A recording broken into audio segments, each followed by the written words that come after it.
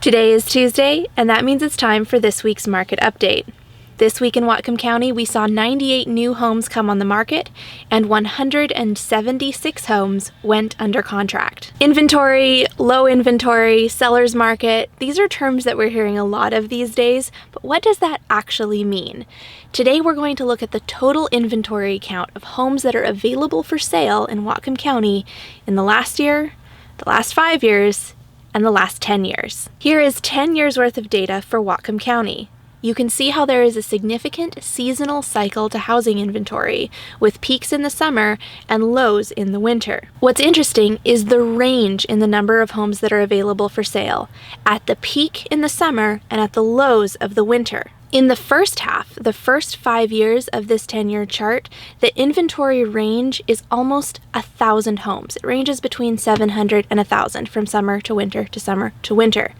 In the last 5 years, that range has shifted downwards, a tighter market shift, from 400 to 700 homes as that seasonal difference, with approximately 400 to 700 more homes available at the peak in the summer than were available at the low in the winter. If we zoom in on the last 18 months, you can see how in February of 2019, inventory dropped to 1,228 homes on the market, and then peaked the following August, last year, at 1,616 homes on the market. But this last year, the new low was 1,107 homes available for sale on the market. In March and April, we saw a strong rise towards the anticipated summer selling season, and then the numbers deflated. This year, our peak was in April at 1,306, and then almost flattened for May and June at 1,288 and 1,285 homes on the market. And then in July, we saw a drop to 1,179 homes. Let's take that July inventory count and put it into the 5-year and 10-year historical context. In July of 2015, 5 years ago,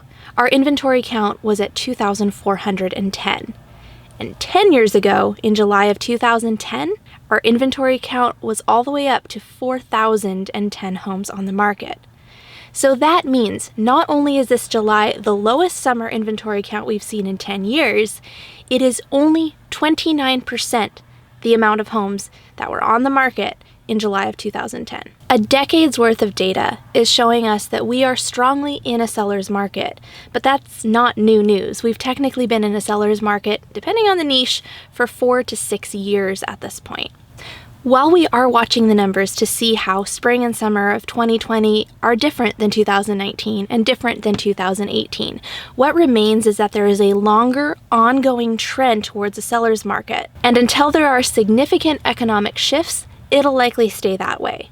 So what does that mean both for sellers and for buyers? For sellers, it means that this could very well be one of the best times to sell your home. We still have to market it properly. It still has to be priced competitively so that it will compete strongly against other homes in its niche market, but it is likely to sell fairly quickly and potentially with multiple offers. In the age of COVID-19, sellers are often only allowing showings when you have a pre-approval letter signed by a loan officer before you're able to set foot into a home. What that means is that prepared buyers are going to have the advantage over all the people who are just maybe casually shopping, but aren't being as purposeful about that process. So as always in real estate, what matters most is your timeline, your financial setup, and your goals. And that is where a professional real estate broker can help you, whether you're listing your home or buying your home, take the next step.